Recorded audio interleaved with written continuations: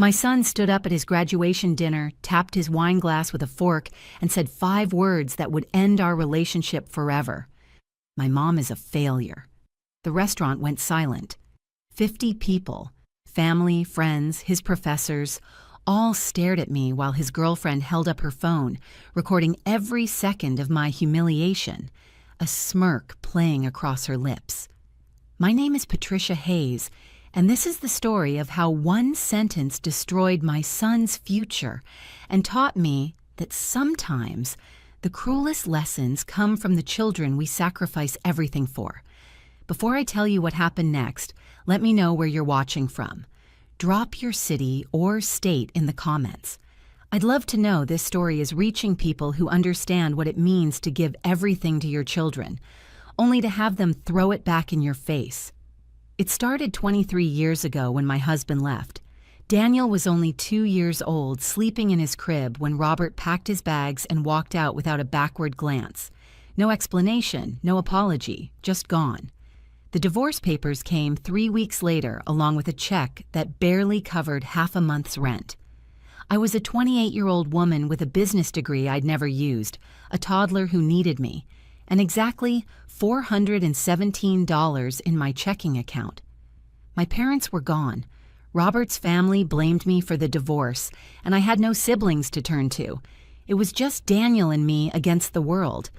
I took a job as an administrative assistant at a medical supply company. The pay was terrible, but they offered health insurance and flexible hours when Daniel got sick. I worked there for 18 years, watching younger employees with fewer qualifications get promoted over me because I couldn't work late or travel for conferences. Every time a promotion passed me by, I thought about Daniel's future and told myself it was worth it. Our apartment was a 1-bedroom walk-up in a neighborhood where sirens sang lullabies every night. I gave Daniel the bedroom and slept on a pull-out couch that never quite pulled out right. The springs dug into my back, but I told myself it was temporary. Everything was temporary until Daniel could have a better life. I packed his lunches every morning, helped with homework every night, and worked weekends doing medical billing from home to save for his college fund. While other mothers went to book clubs or girls' nights out, I sat at our kitchen table, entering insurance codes until my eyes burned and my fingers cramped. Daniel was brilliant. His teachers said so at every conference. He tested into the gifted program in 3rd grade, made honor roll every semester, and got a full scholarship to the state university for his undergraduate degree. I was so proud I could barely breathe. But undergraduate wasn't enough. Daniel wanted his MBA, wanted to go to one of the top programs in the country. The scholarship covered some of it, but not all. He needed $50,000 for 2 years. I took out loans, I cashed in my retirement, I sold my car and took the bus to work for 2 years. I picked up a second job cleaning offices at night. My body ached constantly. My hands developed arthritis from years of typing and scrubbing. But every time I transferred money into Daniel's account, I felt like I was winning. I was giving my son the opportunities I never had. He met Brittany during his first semester of the MBA program. She came from money, the kind of family that had a summer house and winter house, and probably a few others scattered around for good measure. Her father owned a chain of luxury car dealerships, and she'd never worked a day in her life. She didn't need to. Her trust fund paid her more in interest each month than I made in 6. The first time Daniel brought her home, Brittany looked at our apartment the way you'd look at a museum exhibit of primitive living conditions. She didn't say anything rude, but her eyes said everything. She touched nothing, sat on the edge of our worn couch like she might catch poverty, and left after exactly 23 minutes. After that visit, Daniel started making excuses why I couldn't meet him at his apartment. We'd meet at coffee shops instead, always places near my work, never near his school. He stopped calling me Mom when his classmates were around. I became Patricia if he introduced me at all. I told myself he was just trying to fit in with a different crowd, that it was normal for young men to be embarrassed by their working-class roots. I remembered being 24 and wanting to be anyone other than who I was. I gave him grace I probably shouldn't have. The graduation dinner was Brittany's idea. She insisted on throwing it at Giovanni's, an Italian restaurant downtown, where the cheapest entree cost $42. I'd looked at the menu online and felt sick. My budget for meals out was usually around $12, and that was on special occasions. "Don't worry about the cost," Daniel had said on the phone. "Brittany's parents are covering most of it. We just need you to chip in $300 for your portion." $300. I'd been working 60-hour weeks between my 2 jobs for months, and my bank account showed it. But this was Daniel's graduation from his MBA program, the achievement I'd sacrificed everything for. I took an extra shift, skipped buying groceries for a week, and scraped together the money. I arrived at Giovanni's 15 minutes early, wearing the one good dress I owned. I'd bought it 7 years ago for a wedding and had worn it to every important event since. It was navy blue, modest, and starting to show its age at the seams. I'd paired it with shoes that pinched my feet but looked professional. The private dining room was decorated with balloons in the school colors. 50 people milled around, drinking wine and eating appetizers that probably cost more than my monthly electric bill. Brittany's parents held court at one end of the room, her father's booming laugh filling the space. Daniel stood with a group of his classmates, all of them in expensive suits, all of them looking like they'd never worried about money a day in their lives. When Daniel saw me, something flickered across his face. Not happiness, not pride. It looked almost like shame, and that hurt more than I wanted to admit. "Mom," he said, walking over. Not Patricia this time, but the tone was cold. "You made it." "Of course I made it, sweetheart. I wouldn't miss this for anything." I reached up to hug him, but he gave me an awkward side hug, already pulling away before I could hold him properly. Brittany appeared at his side, her arms snaking around his waist. "Patricia, so glad you could come." Her smile was all teeth, no warmth. "Love your dress. Is it vintage?" It was 7 years old, so I supposed it was. "Thank you," I said, refusing to be embarrassed. The dinner started well enough. I found my seat at a table near the back, surrounded by Daniel's classmates and their parents. They talked about vacation homes and stock portfolios, while I cut my chicken into tiny pieces and tried to make it last. The food was good, probably the best meal I'd had in years, but it tasted like dust in my mouth. Then came the speeches. Brittany's father went first, talking about leadership and legacy and all the things wealthy men say when they've never struggled for anything. Then Brittany stood up, giving a toast about Daniel's brilliance and their future together. She mentioned their plans to move to New York, to work for her father's company, to build an empire. I waited for Daniel to mention me, to acknowledge that I was the reason he could afford this degree, that I'd worked myself to exhaustion so he could sit in this room wearing a suit that cost more than my monthly rent. Instead, he stood up, clinked his glass, and smiled at the room. "I want to thank everyone for being here tonight," he began. "Getting my MBA was the hardest thing I've ever done, and I couldn't have done it without support from the people who believed in me." He thanked his professors. He thanked Brittany's parents for showing him what success looks like.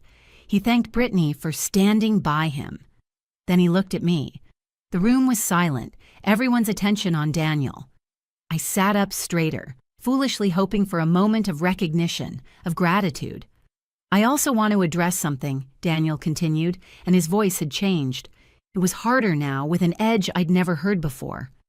"There's been a lot of talk about sacrifice and hard work, and I think it's important to be honest about something." My heart started pounding. Something was wrong. I could feel it in the sudden stillness of the room, in the way Brittany was watching me with that smirk. "My mom is a failure," Daniel said clearly, his voice carrying to every corner of the room. "She spent her whole life making excuses for why she never achieved anything, blaming my father for leaving, blaming her circumstances, never taking responsibility for her own choices." The words hit me like physical blows. Around the room, people froze, forks halfway to their mouths, wine glasses suspended in air. "Stop clapping for her," Daniel continued, even though no one had been clapping. "Stop pretending like working menial jobs is some kind of virtue. The truth is, she had opportunities and wasted them. She had a business degree and never used it. She could have built something, could have been something, but instead she chose to be a victim. Brittany had her phone out, recording everything. The smirk on her face was undeniable now, triumphant. This had been planned. They'd planned this humiliation together, probably laughed about it while picking out the venue.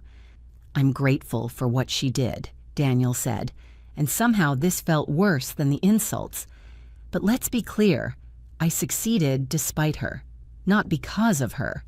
I'm standing here today because I refuse to accept mediocrity, because Brittany and her family showed me what ambition looks like.